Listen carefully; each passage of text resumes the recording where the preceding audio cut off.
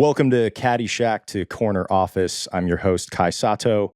On this show, we recognize the most accomplished people who once caddied and grow the game by assisting those following their path.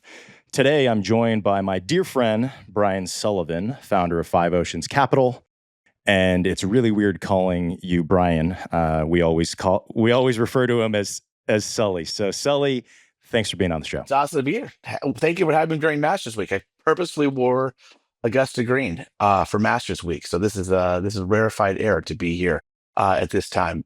It looks good on you, and yeah, we're doing a lot of our episodes this season around the majors, and we're going to bring on some big PGA folks around the PGA and US Open and different things like that. But kicking things off with someone like you is rather fun and esteemed, especially because you were a touring comic long before you moved into Five Oceans Capital. But if you wouldn't mind, will you just give a little background on what you're up to now and your career to date? Yeah, we could briefly touch on that. I would say jack of a lot of trades and truly master of none. If there's any claim to fame for me, it's that along with my partners, we created the very first online business loan. That was a company called Forward Financial. Literally, we watched it happen. 2003, we were in an office building. We came up with this creative idea to lend money to small business online. There were nefarious companies out there doing cash advances, so there were digital ways to lend to business. Then they skirted a lot of laws. We decided we want to do the first legitimate online legal loan to small businesses, and we literally went downstairs to the retail portion of our office building, grabbed a guy who owned a hair salon and said, "Do you need a business loan?" He said, "Well, not really, but I could, use $2,500. And so we said, "Great." And we literally opened the laptop in front of him and had him apply online. And that was our very first online business loan. Since then, I think we loaned somewhere before we sold the company over $2.5 billion worth of originations and bringing relatively inexpensive, fast, efficient, and small online loans to anything you can imagine on Main Street, USA. So, along with hair salons, it was dry cleaners and restaurants. Restaurants were about 25% of our business. Um, and anything when you drive down Main Street, USA, that's who we lent to. And we sold in 2015 to a private equity fund headed by two very accomplished amateur golfers at a private equity fund called Vistria Partners. I've known you for quite some time, going on 2 decades even, and I didn't know the origin story, so shame on me. It's actually very Groupon-esque, right? They were running out of money and they went downstairs and they sold pizzas and kind of proved out their model. It sounds very similar for what you guys were doing, and I know you knew you much later when it had scaled. I was head of business development for the firm, and I forged that partnership with Groupon. We were doing a lot of business back and forth with Groupon. No way. At a certain time, yes. See, Sully, I always learn something. So thank you for taking the time. There's more than just a stand-up comedy career, which was shortly lived. Well, tell people a little bit about that before we dive in on some of the caddying, because quite similarly, I didn't know that you had looped until we were hanging on the Bel Air porch one day. And that's why I love hearing some of these stories and try to share them with people. My first real job graduating out of college, I was working in Washington, D.C. for a political and social policy think tank. And the spin doctoring department was one guy and me. I was the intern. I think I started unpaid there. And we would basically distill all of this incredibly heady research and information developed by the think tank and distill it down to a few paragraphs and spin it to news outlets like the Washington Post and Newsweek and Nightline and all that fun stuff. And it paid absolutely $0 in the first 3 months. So in a way to kind of get a side hustle, and I'd always had a curiosity about stand-up comedy, I basically walked into an open mic night at the Improv in Washington, D.C. on Connecticut Avenue. I think it's still there, and did a 5-minute set. They told us that they would buzz us with the very prominent red light at 5 minutes. I only had 5 minutes worth of material. I went through it. The red light didn't go on, kept ad-libbing. I guess they were trying to see how well I would do. And did the, "Hey, where are you from, sir?" and got hired right from there. So I was one of the MCs of evenings there. Got hired by Gilbert Gottfried to go on the road with him, and I had about a 1 year, 1.5 year stand-up comedy career until I went to business school. I literally went to business school because I made more money in that 5 months of touring with Gilbert than all of my friends, maybe even combined, who had first year jobs. I think first year jobs are paying somewhere in the realm of like 22 to $25,000. And in a 3 month tour, I think I made 45 grand. We were doing 2 shows a day at, I think we did 9 colleges. I made 45 grand. And I was like, holy shit, I don't know anything about money, and applied to business school at the time. I was, communications major at Northwestern. So needed to round that out with a little financial background and a complete math dyslexic, total math dyslexic, which is ridiculous that I have a career in finance. So, And ended up uh, loaning out $2.5 billion. yes, yes, responsibly. Let's dive in on some of the caddying stuff. Where did you first caddy, and how old were you when you got going? Yeah, this is a classic story. So, uh, I had been hired. I was 17, not much of a golfer. My dad was a huge golfer. I would screw around with him on the driving range and maybe play a couple holes at a time. But I don't think before I caddied, I even played a full 18 holes. I was a tennis player, was very distracted, I should say focused on tennis at the time. And so really didn't get into golf. Golf was always in the back of my mind, but never really came to fruition. And the summer before I went to college, I got myself a job. I was a counselor at a tennis camp and a pro there. And he says, and the job paid $5,000 for the summer, which was a king's ransom in, I'm embarrassed to say, 1989. Um, and so I thought this was going to be great. I mean, I could make 5 grand last like 2 years and from 1989 to 1991, right? So I was very excited about that. Worked the whole summer. And at the end of the summer, I got a check for, I think, like $550. So like a 90% haircut.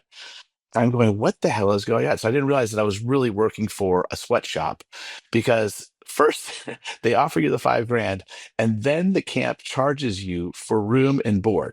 Okay, we were sleeping in dorms with 35 campers, but they were feeding us three squares a day, and then and obviously payroll taxes and all that stuff. I got a check at the end of the summer for $550. And so I was like, oh my God, I had 3 weeks before school started. Um, a lot of folks had already gone back to school, and I had 3 weeks to make money because my parents basically told me they were not going to give me any money for expenses. They give me money for textbooks and that kind of stuff, but not for the kind of fun that I like to have at the time. So I really got into caddying because of the women. And in order to basically be able to spend some money going out and probably paying for a fake ID at the time. So I needed quick cash. We lived in Pasadena. I had 3 weeks before school started, and the only thing I could think of was caddy. I'd been to my dad's club before. I've seen the fact that they got paid in cash, which was very appealing to me. So I called the club and I said, "Are you guys hiring any caddies?" They said, "We're always hiring caddies. We're always looking for people." So when can I start? I think I called on a Friday. They said, "Be here at 7 a.m. on Saturday."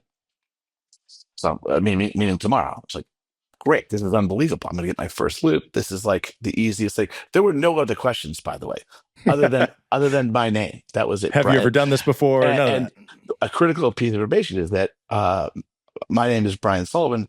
My stepdad, who I consider my dad, has a different last name. This is germane to the story. So I go Saturday morning. I show up at 7. I know nothing about caddying. I've never played full 18 holes in my life. My literal only reference of caddying is Caddyshack, the movie. So what do I wear to be a caddy at Annandale Golf Club? I show up full Danny Noonan, jeans, and literally a gray t-shirt. Exactly what Danny Noonan is wearing, and a ball cap, right? I have no idea that a caddy is actually supposed to dress like a golfer. I show up there, and I think because I was probably the only white caddy, Most of the caddies are Mexican and or of Latin descent. So the caddy master looks at me and he's like, "What are you doing?" He's like, "You got to wear a collared shirt." He's like, "The jeans, and maybe you can get away with that today." He's like, "But you change those things immediately." So I ran into. I'm like, "Where the fuck am I going to get a collared shirt?" I run back into the locker room. I am at best on my biggest day a medium. My dad is an XL. He has a golf shirt in his locker. I put this thing on. I must have looked 10 years old in this thing. I tuck it down practically to my knees in these jeans that I'm wearing. And it's about 75, 80 degrees already at 8 o'clock in the morning in Pasadena. So I'm going, okay, this is going to be an interesting day. I learned a lot about golf bags that day. So I show up like at the 8 o'clock tee time, bunch of guys rattling off the bets. And they give me this nice Southern gentleman who was a brand new member of the club, very low handicap, and says, here's your bag today. And actually, I carried two bags. I'll never forget, it was a Ping Hoofer. They had just come out. That was the lightest bag at the time. And Those were good. my Yeah. other bag was a Jones leather bag. Now, mind you, none of them had the leg stands at the time, and a leather bag adds about 15 pounds to the bag. So I'm double looping, and by the way, I have no idea how to do this. At the best part about my caddying that day is that I was at least in great shape. So I was hustling back and forth, quite literally sweating my ass off. But what was interesting about that round, and I had no idea where to stand. And I confided this in the new member who was a two handicap. He was from Atlanta, Georgia, had recently moved to California, and just happened to work up the nerve walking down the first hole to say, "What brought you to California from Georgia?" His accent was pretty thick. And he said, "Well, I own FBOs." I didn't know what the fuck an FBO was at the time. And he said, "We just acquired a bunch of FBOs at Van Nuys Airport, and I'm here to see that investment through." And just kind of coyly, I said, there was no way to look on you. There were no cell phones. There was no PD. There's no way to look up what it is. So I asked him what FBO is. And he said, "Oh, those are private airports." And the reason that was interesting to me is I grew up in the outskirts of Chicago, and anyone who I knew that was successful at the time was in the service business. So they were lawyers, they were accountants, or they were rank and file executives at all of the Fortune 500 companies that were in Chicago. So a lot of worker bees in Chicago that I was exposed to. I was not exposed to a lot of CEOs and or creative types. And I didn't know there was such thing as owning private airports. And so not only did I get a lesson in caddying that day, and I stood everywhere in the wrong place. I'm wearing jeans. It gets to like 85, 90 degrees by 11 a.m. All the dew is now evaporating off the grass. I'm wearing Levi 501s, which are not wicking. I'm carrying a Jones bag that's probably about 60 pounds. The Hofer bag is probably about 25. I kept having to switch shoulders. I'm giving guys the wrong clubs. I'm putting clubs in the wrong bags. They've got about 60 different bets going. And thankfully, I didn't have to they didn't entrust me with the card because that would have been an absolute disaster, being the numbers dyslexic that I am. And so the biggest part of that day, other than losing about 15 pounds in sweat, was that it kind of opened my eyes to the fact that, wow, there's a lot of different businesses out there other than being in the service industry and or being um, an account executive in kind of middle to high level management, which is kind of all I was really exposed to in suburban Illinois. I mean, we had companies like Kraft and Boeing and Procter and Gamble and Motorola. That's were the only people that I knew, and that had very little appeal to me. Like, we had just moved to California. California was the land of opportunity and beautiful women and a lot of fun stuff that we did not Good weather. necessarily have. Yeah. Great, unbelievable weather, stuff that you just didn't have 45 miles outside of Chicago. And so that really opened up my eyes to like, okay, there's something out there other than, which I guess the term is now entrepreneurship, um, that you can do. And so that was my first day. I got paid, I think it was the minimum was $50 per bag at the time. And on top of that, I got a $25 tip. So I got 125 in cash.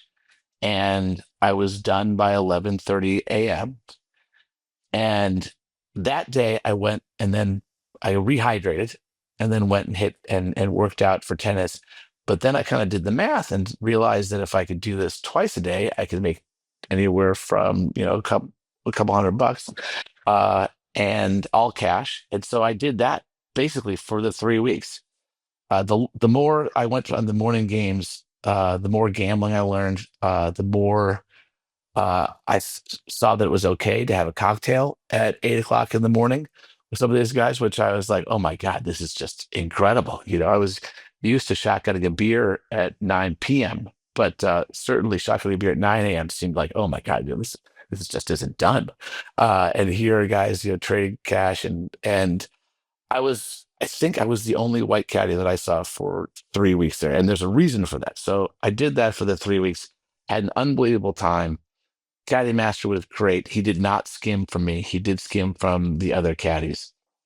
And so I came back for Christmas break after that, and I called to get a loop. And she said, Mr. Sullivan, you cannot caddy here anymore.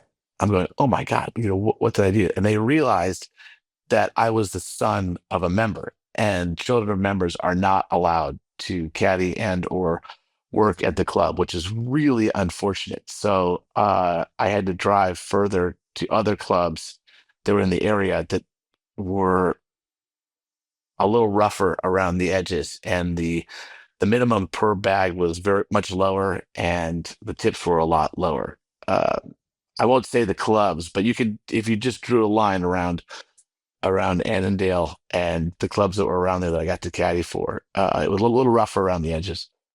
Well, I want to hear a little bit more about that, but can you elaborate on the dynamic with the other caddies? You show up, only white guy in the yard. They don't know that you're a member's kid, but clearly you're going to stick out, and you don't know what you're doing theoretically. And so, what was that experience like? Were guys good to you? Did you kind of have to earn your dues? It was not great in the first week because it was clear that I was getting bags immediately because I was white. Like that was clear. So there was, and I definitely got tipped more, and I was terrible. Like, I mean, I became a decent reader of greens, but those first 4 days when I got a solid probably four days, 7, 8 loops in me, I learned the greens a lot better. And other caddies that I was with helped me, but they didn't talk to me after. I did end up having a few beers afterwards in the Caddyshack with them. I did learn my first real gambling game that I learned, other than playing like war or blackjack. Was I learned to roll dice with the caddies there. And I would love to tell you that I was a good dice player, but I started losing money real quick. Those guys play fast and furious. And so I learned real quick to get in and get out of those games. So, but I learned a lot more about, I don't know if racism is the word, but certainly some prejudice. That, I mean, if I showed up at 7:30, I was in a bag at 7:45. Um, and this is 1989, right? So, I think that prejudice and racism is probably pretty alive and well. I have no idea why. Now, there were senior caddies who were incredible readers of greens, and they would be paired with me. And so we could kind of piece it together. And so once they learned that I was doing 2 bags a day, 4 days a week, uh, and I was basically doing it so that I could go out and drink beer with my friends. They were like, "Okay, all right, skin tone doesn't really matter. We're all kind of doing the same thing." So there was definitely some relationships to build there, and it was not the warmest of receptions to begin with. Um, but I mean, there's two caddies that are still there. I just played Annandale for the first time in a couple of years 2 weeks ago in a little member guest situation, and two of the caddies that I had caddy with there are still there. 30 plus years later. It's incredible. I mean, you know this, but I learned more from New York Mike at Bel Air Country Club than, as much from him as anybody that I've ever known about working hard, doing things the right way, integrity. And, you get some of these guys that have been there for 4 or 5 decades. And I mean, Mike's got more pull at Bel Air than a lot of the members, but these guys are truly iconic. They're such big parts of these clubs and their cultures. Obviously, they knew who the big gamblers were and they knew who the big tippers were. And so that's where things started to warm up a little bit, is because I would split my tip with whoever I was with, even though the guy was a much better cat, like a far better caddy than I would. And he would always kind of give like a little, no matter who it was, would give a little hint like, like, meaning stand over here on this side of the green instead of standing directly in the guy's line, which I did 100 times probably. And where to carry the bags and where to drop them. Again, those bags had no legs, so we were hoofing those things everywhere. A lot of members didn't want their bags laying in the grass, so you had to keep them on your shoulder the entire time. You can imagine Pasadena in August, not the most forgiving of climates. So we were out there in 100-degree days. I think a lot of times members wanted to see how tough we were. But that was the hard part, is that there was at that time maybe 8 to 10 big tipping, high rolling gamblers at the time, and I always got on those bags. Not because I volunteered; it was just they just say, "Hey, we're going to take Sully." And this. And by the way, I also went by Sully then, so no one knew my first name for sure. They probably guessed my last name was Sullivan, but they didn't know my first name. So there was a great deal of anonymity that worked there too. You were working in some big cash games. I think we all know what that's like. It's a fun part of golf.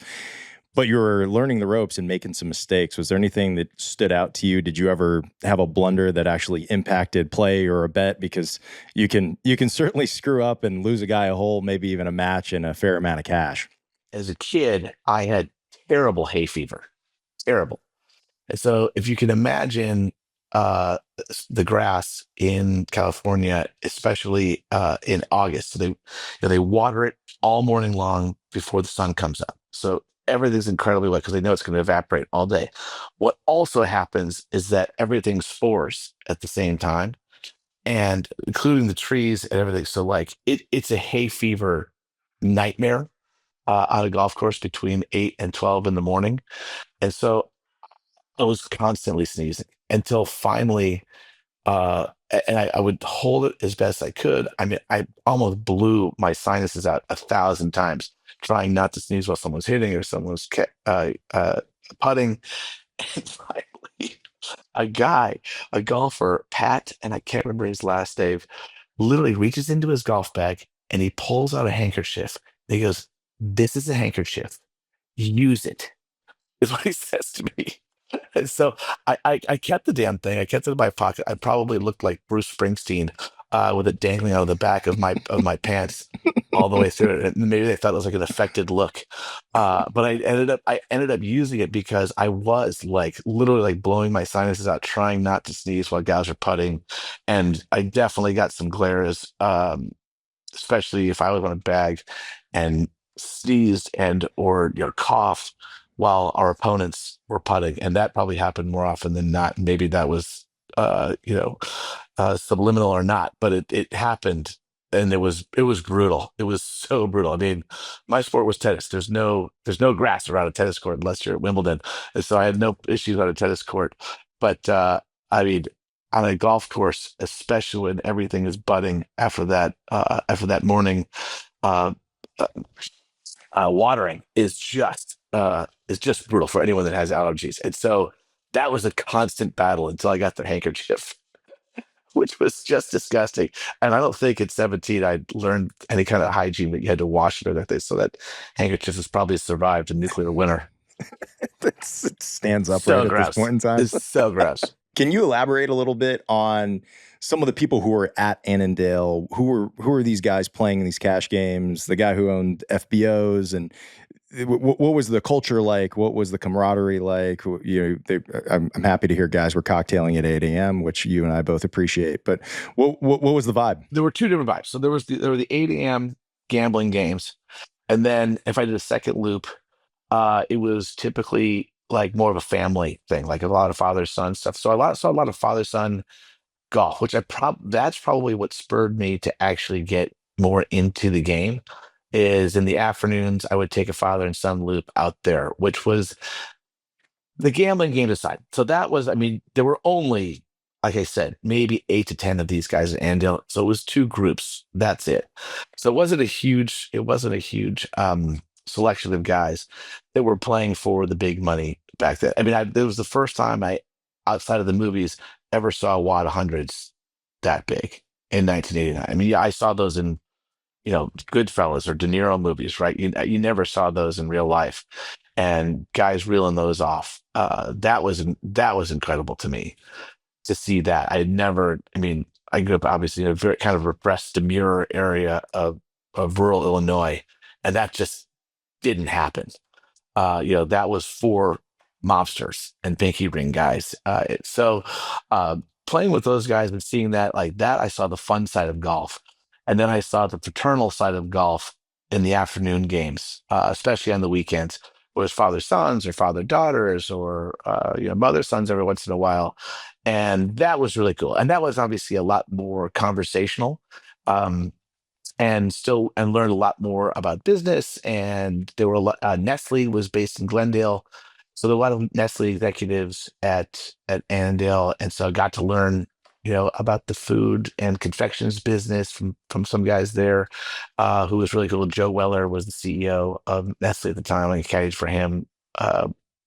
Probably at least once a week for those 3 to 4 weeks that I was at Annandale. Um, and then he saw me playing, and he's like, "Is it Caddy Day?" And I had to explain that family were members. And there was a lot of sheepishness after that because the guys that I caddy for, see me out there playing as I started getting into it. But that's what really got me into it. So I started playing once I quit tennis after my sophomore year in college. I turned right around and started playing golf. And I knew so many different wagering games that, my two buddies that I got into it, we're playing maybe 1% of the denominations that the guys I learned from were playing. But we played everything from uh, Las Vegas to Pound to, about Hammer. We played obviously Nassau's, Polies, Sandies, Rommels. I mean, I had all the terminology and you got to explain to them what a Rommel was, right? Like if your ball went through the trap and then you could still make par, you could get a Rommel because Rommel was the desert fox. He was the battalion chief for the Nazis, which I don't think anyone would play a Rommel these days, but that was politically acceptable at the time. And so my friends finally caught on and figured out that I was choosing gambling games that would suit my game because I was hitting a lot of worm burners that went through traps. So we had Rommels, we had Polies, we had all kinds of stuff. So we learned the art of gambling very early on, even if it was 50 cents or $1. But we started playing all the time. I went to Northwestern for undergrad, and if there's Chicago does a few things well. They do sports well. They do sports fans well. I don't know if we do sports winning well, but they do municipal golf courses. They do an unbelievable job for a state that has maybe a 3 or 4 month season. Unbelievable access to golf, and it's why the Evans Scholars are probably based there in Chicago. The mecca of caddying. Yeah. And with a student ID, you can play any of these courses, 18 holes for like $15.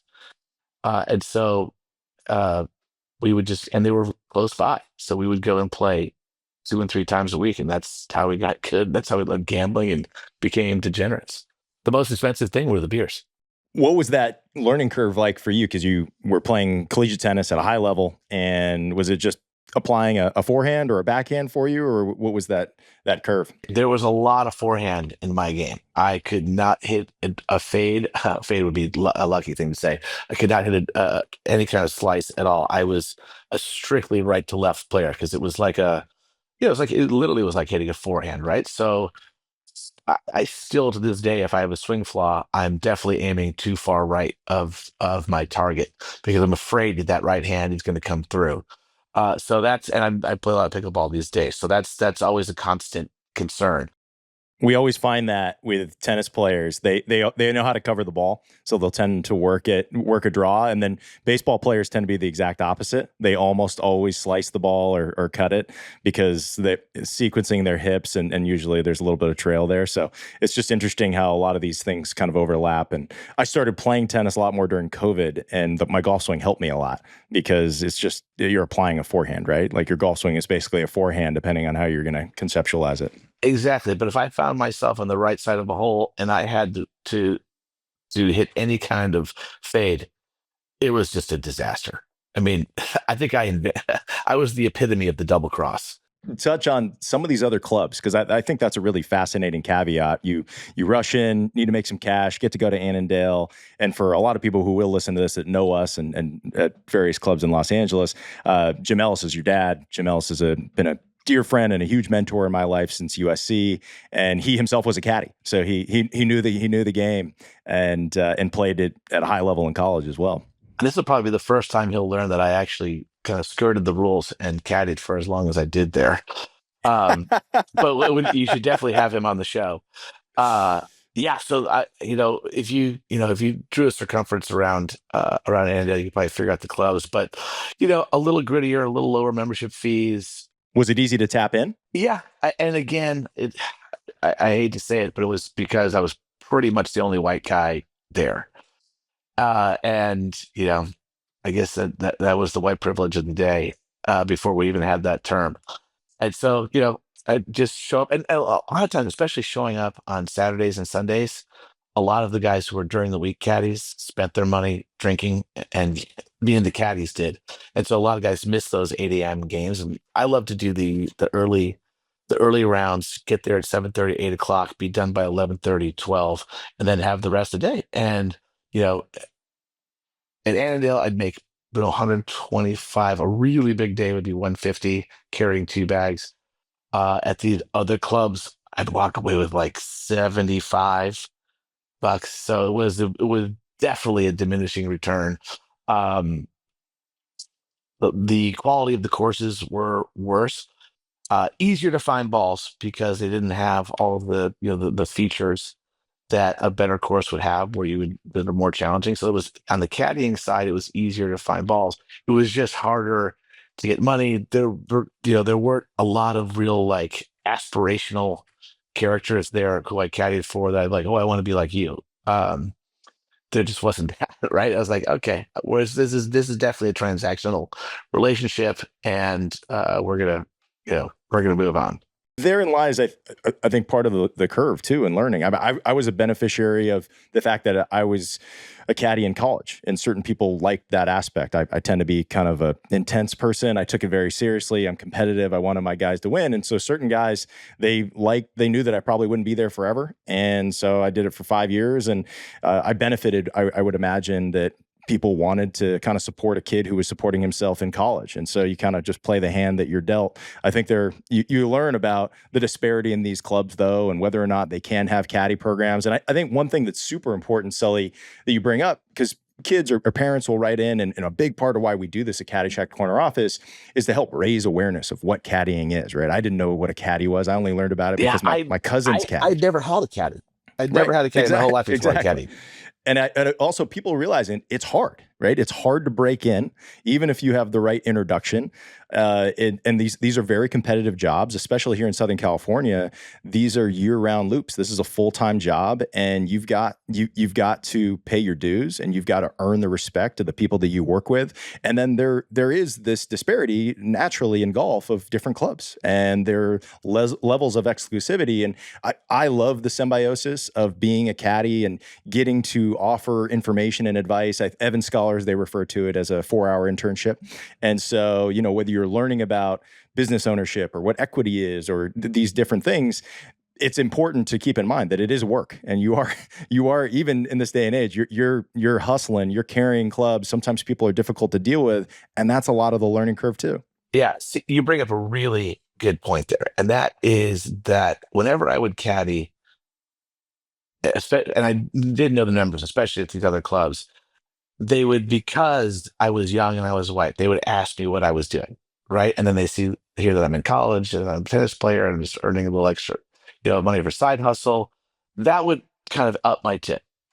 I didn't see anyone ask caddies that were of Latin descent, oh, what are you doing? Why are you caddying? Are you looking to get up? So that always stuck with me. And so I find it every single time that I'm caddy, that I now have a caddy, I ask them all about that, right? If they want to be, if they're a professional caddy for life, they're a professional caddy for life. That's great. But if they're caddying just so they can, well, you were in LA, right? So there are people who are caddying to write a script, or they're caddying to go to grad school, or something like that's why the Evans Scholars is different, right? The Evans Scholars, as soon as you learn you have a caddy that's an Evans Scholar, as a player, you're automatically interested in why they did it because they're going to school. But I didn't see, of all those times that I caddied, in California, largely the caddy base, especially Southern California, is Latin and predominantly Mexican. And I didn't, in 1989, 1990, 1991, never saw a member ask a caddy, so what do you do? Like, so what do you do outside of golf? And that stuck with me. That really stuck with me.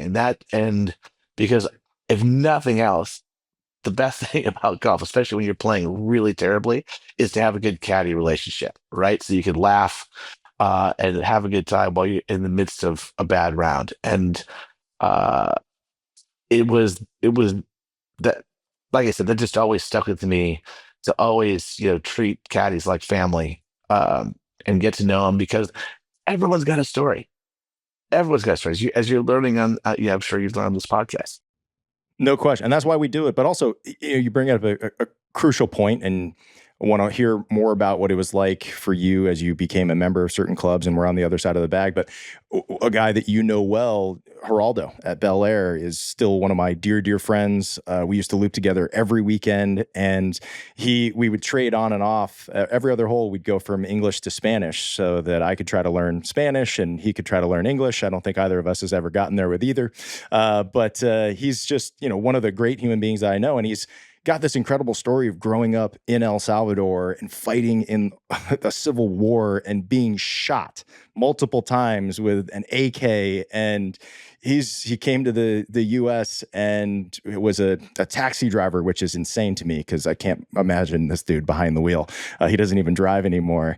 And he's just one of my favorite people. We've now known each other for over 2 decades, but just the opportunity to get to know what's going on with people, that trajectory of wherever they are in life. And it is such a crucial role and such an invaluable part of the experience of playing golf, especially at some of the preeminent clubs in the world. Yeah. So it's apropos that you bring this up. So I have so many caddy friends because it's a shared experience, right? Like if you've ever waited tables and you meet someone else that's waited tables, you have a shared experience, or you've bartended before, right? No matter if you're the CEO or you're rank and file executive, like if you've bartended, if you've caddied, if you've had certain jobs, there's a kinship there, right? Because sometimes you get treated great, sometimes you get treated like shit, and that's part of the that's part of the pledgeship. Um, I joined the first. I became a member in Annandale first, but then was never realized I was never moved to Pasadena. So ultimately, joined Los Angeles Country Club. And I only bring this up because at the time we had the guy that ran the caddy program. His name is Eduardo, fantastic guy. Sent he started as a caddy at LA, became caddy master at LA. Sent his two or three daughters to Harvard Westlake, which is a preeminent high school here in Los Angeles, on scholarship, through friends at Los Angeles Country Club. His only uh, vice was that he had a little bit of problem gambling on the ponies, and so every once in a while, so he would skim from the caddies. If you were going to get a bag that was going to pay more money, he would take that 10% vig, and that would kind of cover his gambling um, habit at the time. I don't fault the guy for it, but he got caught. One of the caddies reported him for doing it, and he lost his job.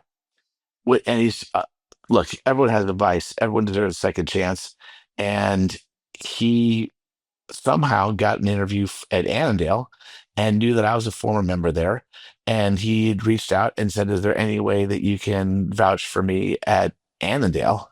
And as a massive second chance guy, myself, I was like, absolutely. So I was one of, there were a bunch of crossover Pasadena folks at LA Country Club who all kind of vouched for him and said, "Look, this guy's a tremendous guy, tremendous family.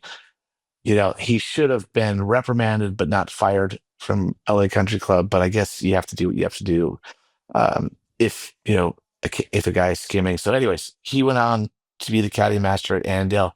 I just saw him 2 weeks ago at Annandale. He's still there. So that's 23 years later. Daughters all grown up, all went to college, all doing great. So you either lean into those relationships or you're obtuse about them, right? And there are arguments for both. Sometimes you just don't want to be bothered, but I think you're more enriched in life by leaning in, especially on a day if you're playing shitty or whatever. I find that if I learn more about my caddy, it takes less thought off of the ball that I just snapped again, into the woods. So I tend to lean into it and find a camaraderie there and an understanding because I've, having done it. Yeah, and I think part of why I was motivated to tell more of these stories too is I think golf gets a bad rap. It's certainly elitist and there can be barriers to entry and it's expensive, but it's also the most philanthropic sport by a mile.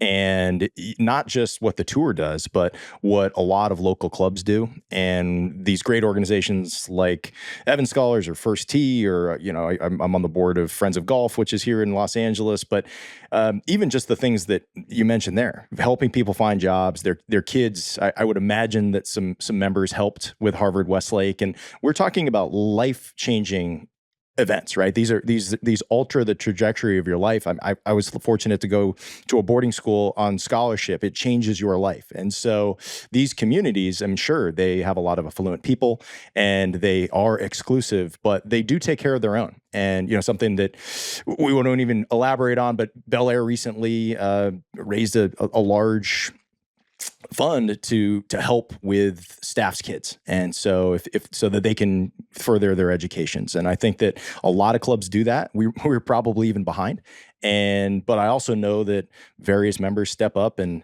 I mean, there's my dear friend Steve Rader. He paid for new teeth for his caddy when he needed it, and so there's just a lot of great things that happen at these clubs. And sure, you can say, "Oh, well, these are rich people; they should do that," but at least they are. And I think people, they misunderstand how crucial the caddy is at a lot of these places and just the staffs in general. And you don't have a Bel Air or a Los Angeles Country Club or an Annandale without the great people that work there. Yeah, I think that, I mean, kind of like anything in life, if you show a little bit of grit and a little bit of hustle, people are going to help you, right? And anyone who wants to further their career outside of caddying with something and they show a little bit of application and gumption, I've never seen a member look at a caddy and just say like, "No, I'm not going to help you," right? I've never seen. I've seen guys be a little bit, you know, obtuse, but not really dismissive, right? If a caddy says, "Hey, you know what? Look, I really got to start making money for my family, or I just got married," like it's just I've never seen anyone get turned down in that realm because at the base of it all, everyone appreciates someone who wants to work hard and better themselves or better their situation, right? Yep. And on the other side of it, I've seen some of my friends who caddy get really jaded and, "Oh, that guy should be paying me $500 a bag," or things like that. It's like, well, look, man, not everyone can do that, right? And also, you mentioned it because we are in LA. I was in the business and film program at USC, and so other loopers were bringing me their headshots or their scripts or things like that, trying to see if that I would put it in front of my professors or things like that. And so it can be abused. It can go too far. And I think, like anything, there has to be proper tact and etiquette. But in the long run, the right things tend to happen. I don't mind a bit of a squeaky wheel because, like, it's right. It's like, look, the worst thing someone could say is no, right? Like, so I don't mind a little bit of that, and so we've all experienced that in one way, shape, or another. If you're asking for $500 a bag as a caddy, you've had some great fortune in your life. That's great. And look, That's there are some guys if that that are happens, I'm amazing. going back to it. Are there any other really big lessons? You've touched on a few of them, but as you have been able to reflect on this and learning about different things, but what jumps out at you? What are some things you're like, wow, you know what? I kind of that germinated when I was caddying. I started to realize that when I was looping. Certainly, I would say, and I'd be shocked if you didn't have other people say this. I mean, you learn people's character during the game, right? And I had a front row seat without ever playing the game as a caddy, and in some of those money games, I saw cheating. I saw balls being rolled, kicked, dropped, and there are a few things that happen, right? So you see that character, and as a caddy, you know as well as I do, you can't say anything, right? You just go, okay, this guy's a dirtbag, and here we go, and let's get paid and get out of here. And so you see people's character in that way, and twice I've witnessed guys get caught cheating and confronted. And when these guys are playing for hundreds of dollars in the late '80s and early '90s, that's a good stack of change. And literally saw a guy said, "If you're gonna cheat your best friends, what the hell else are you gonna do in life?" And almost a direct quote, but directionally correct. And I mean, they kicked him out of the game at the 14th hole. So this game's fucking over. You get the fuck out of here. They paid the other caddy. Wasn't my guy.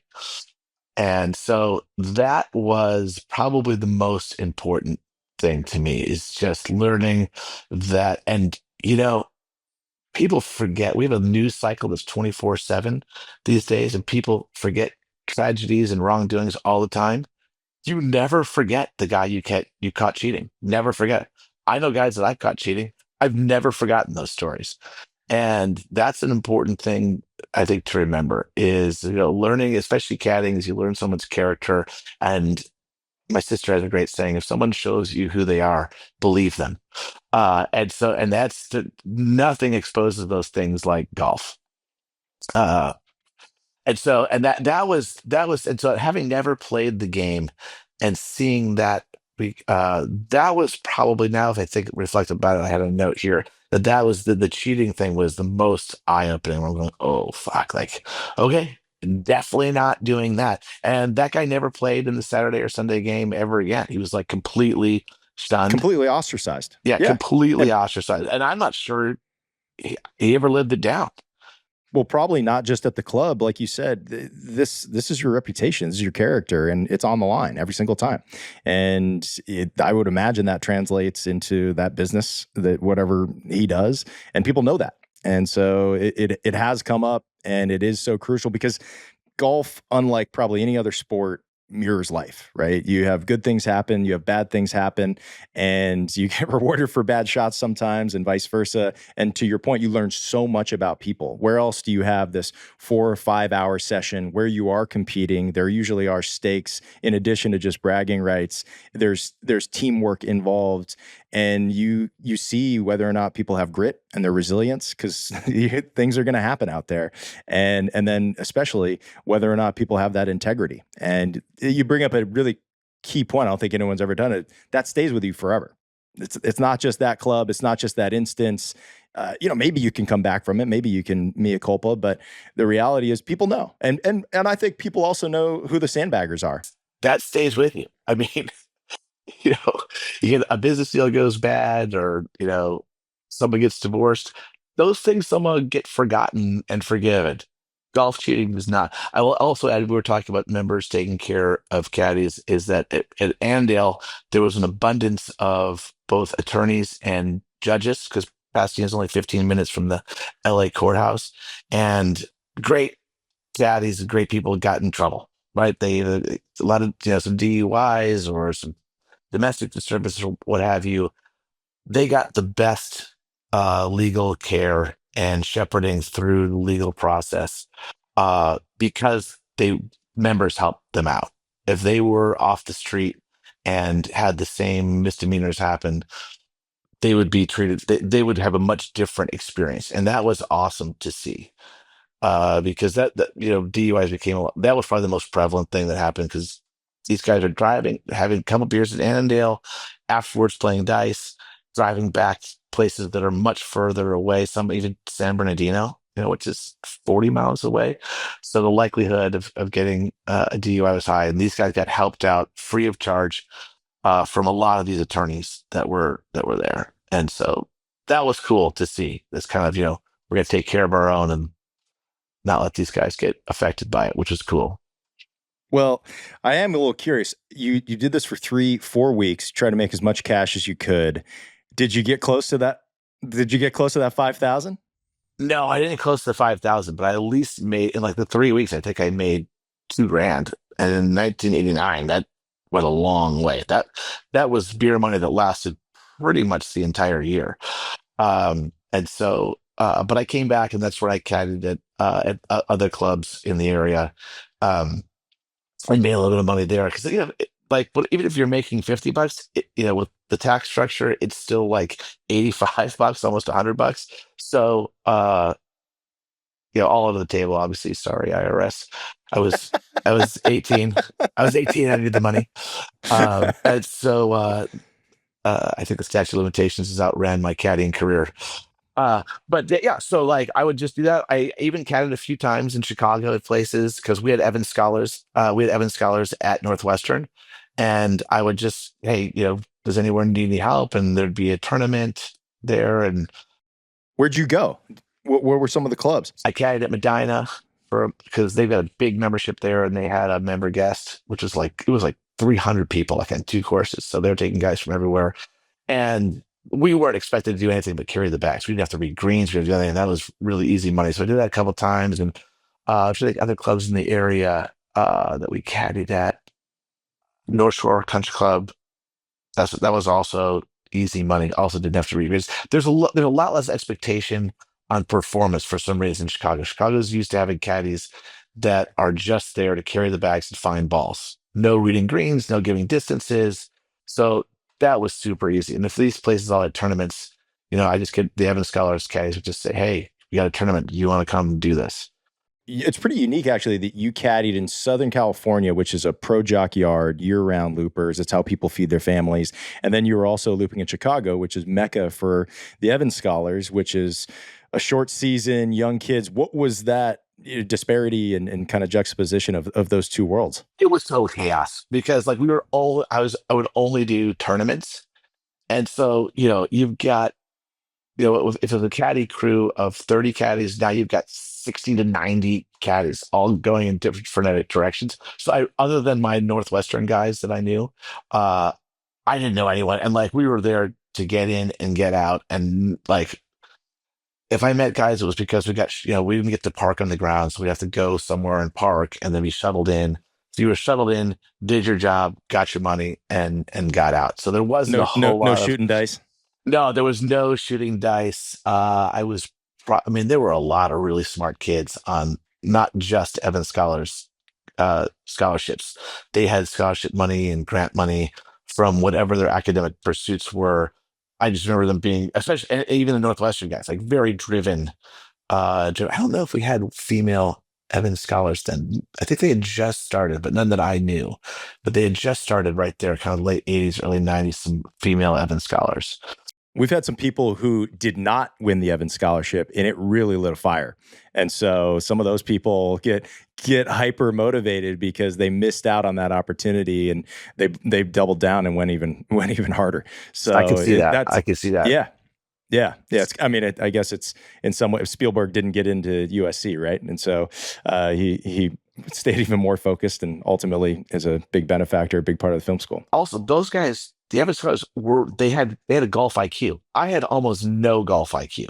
Hadn't really started playing yet, so I was very much behind the eight ball. Like, Well, the other thing too is there's no perfect way to do it. There are a lot of opinions as to where you should stand, right? Some people don't want you behind them. Some people don't want you in front of them. Where is a good spot where you're not in harm's way or in line of sight for caddying? A lot of opinions on that stuff, right? And we know more than a few people who have never missed a read in their life. So that's a whole nother bag of tricks. So there's stuff like that it's so subjective. And I think that's part of the service business, is figuring out who you've got that day, what the dynamics are. And you are there to kind of be this Sherpa and this guide, and hopefully making sure that they win, but most importantly, they have a great day. Yeah, the hardest thing for me in caddying was disguising the fact that we had a caddy bet, right, on our guys. And because you don't want to hang your head in sorrow when your guy pumps one out of bounds on 17 or 18, and you don't want to give a little fist pump, when your guy makes a putt or the other team misses one. So that was, keeping your cool in that. And, those were $5 bets, $10 bets. But still, they meant something, to the caddies and to me, and the competitive spirit to keep ourselves interested in the game. And so we would get unfocused sometimes, and be chatting about the game. Can't believe we missed a button. Guys waving to us with the tee, hey, where's my fucking ball? And so there was definitely a little of that. It was easy to get distracted out there for sure. Well, you bring up how critical that is, and before I let you run, so Steve Malbin, when he was one of our earliest guests, and before it was a podcast, but he is the only guy who openly admitted to cheating as a caddy, because he's like, look, I was playing in the biggest cash games in Atlanta, and if I didn't cheat, I didn't win. And if I didn't win, we didn't get paid. And so all the caddies, it was an interesting, it wasn't just him, they all did.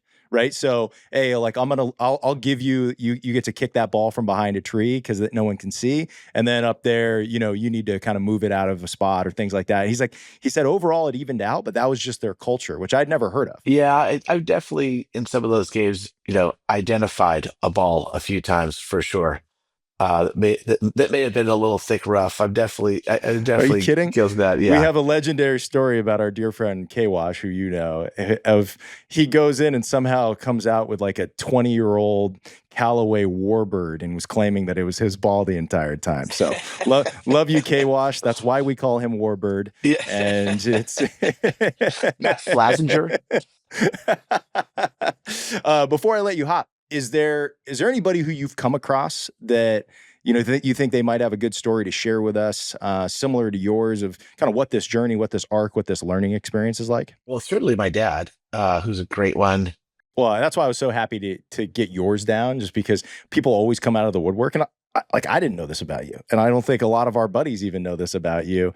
And I think it also makes sense. Jimmy Dunn has this thing, right? He grew up looping and has gone on to have this huge, illustrious career, but he feels that he can identify people who caddied just as soon as you get out there with them on the golf course, right? Just how attentive they are. Do they go introduce themselves? Are they asking the question, what's going on with people? Or are they treating a caddy like, a servant?